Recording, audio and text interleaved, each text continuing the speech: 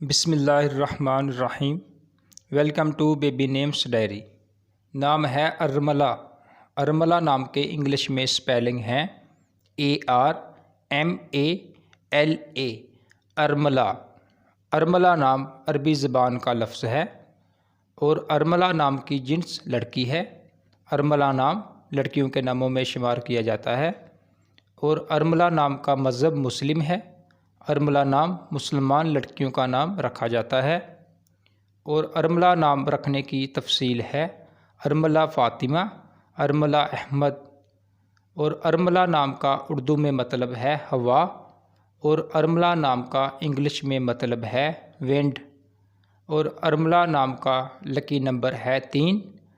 Lucky दिन है मंगल और जुमेरात। और अरमला नाम का लकी रंग है सुर्ख और बनफशी। लकी पत्थर है रूबी और लकी धाते हैं तांबा और लोहा।